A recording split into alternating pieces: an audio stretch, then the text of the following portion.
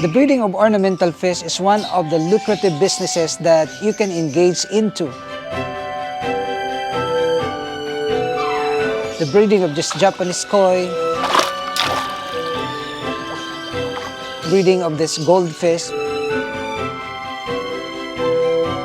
breeding of this guppies,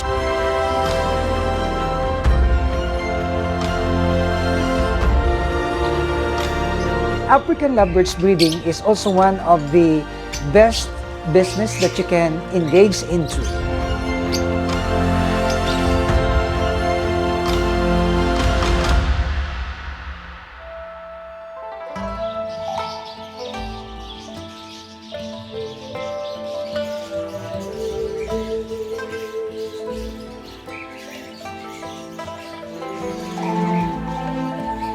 Hi guys, allow me to bring back the fascination about caring and breeding of ornamental fish.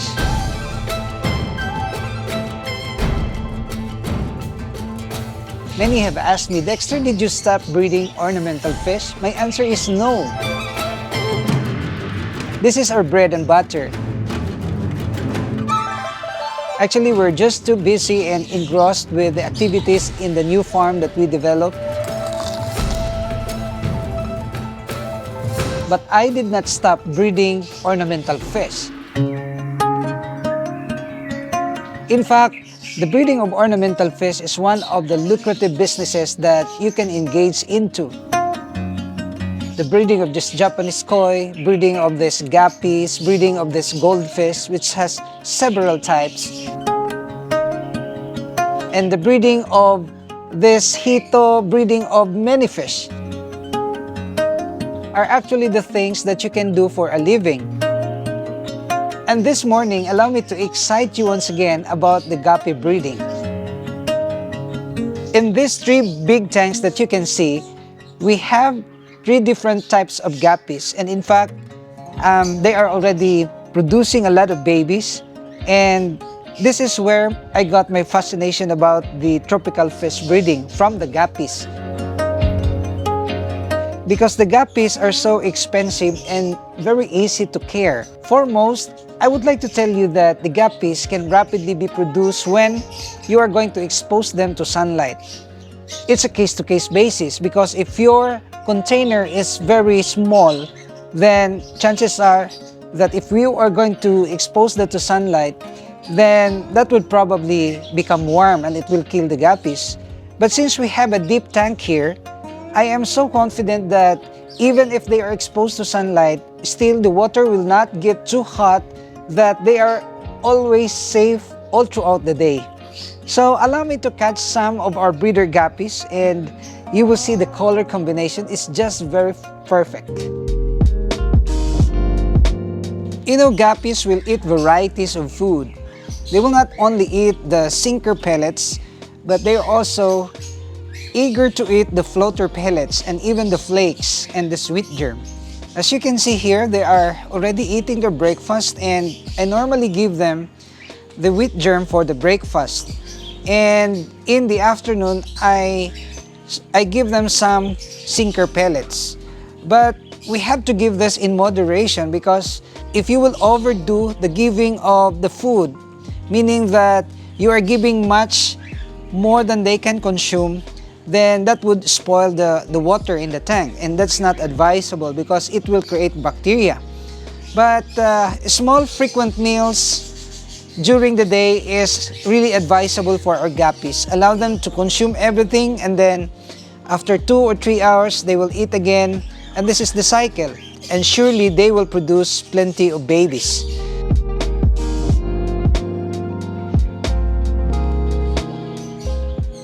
We have thousands of guppies that are here. They're all breeders, and you will see that they have so many babies. And I'd like you to have a closer look at this.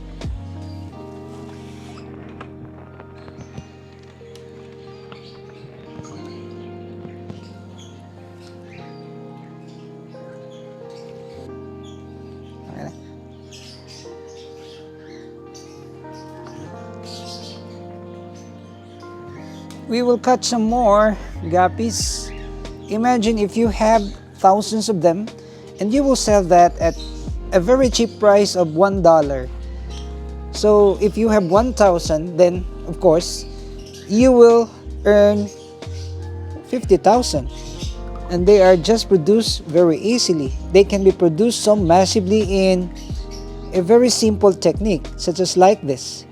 You just provide a tank and then put them, feed them, provide some plants for the babies to hide, and that's it. And you have to watch the water quality, because the water management is somewhat important also in guppy breeding.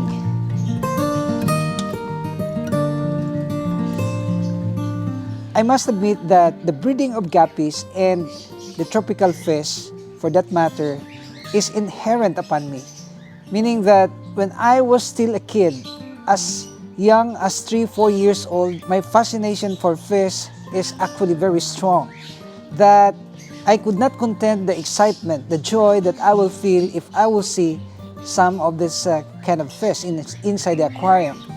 And when I grew up, I realized my dream, and it turned out to be a good business. And you will know that when we started our YouTube channel, it all started with the breeding of several types of fish. And we have so many experiences about breeding this fish, like growing them in the pond, harvesting them, selling them to the market. These are the things that we did.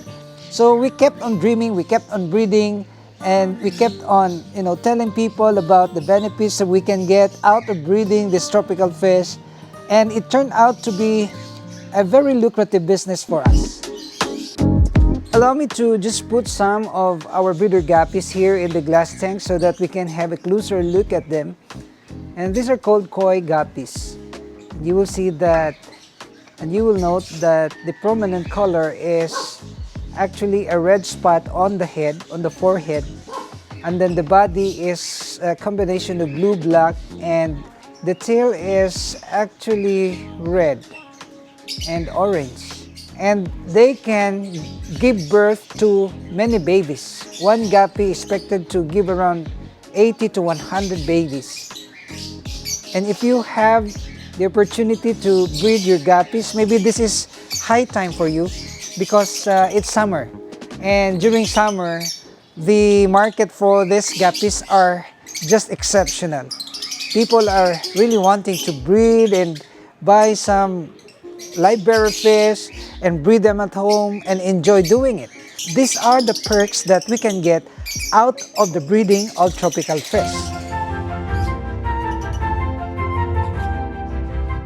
And since the birds are so noisy, I would like to make an update about them, because they're interfering our vlogs, they are making some noise.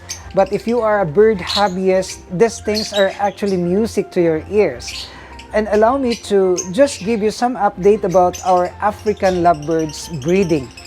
The African lovebirds breeding is also one of the best business that you can engage into. But there is a warning, because if you don't have a good place for them, then better just keep them as a pet.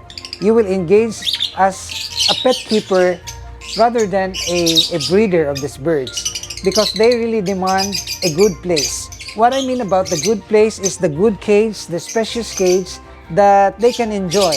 And I'm doing the colony breeding, and if you are worried about the inbreeding, well, it will not happen, because we're getting all the babies and we will have markings on it. So before these babies can get out from the nest, we will already have markings that would relate to the parents, so that the inbreeding would be prevented. And you will see that there are already plenty. And some of them are actually babies now that we are about to catch. But I will not do it myself. I will allow my staff to do the work for me, because I still have to go to the office. But the good news that we can say here is that we are going to transfer them to the farm beside the boathouse. And we will build a very strong and very big, spacious cage for them. In that case, the people can appreciate, and maybe we can share as well the methods on how to breed and propagate them.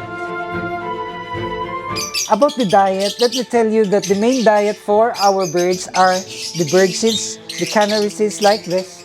And then we normally give them several types of vegetables such as the moringa, this water spinach, pechay, and many more.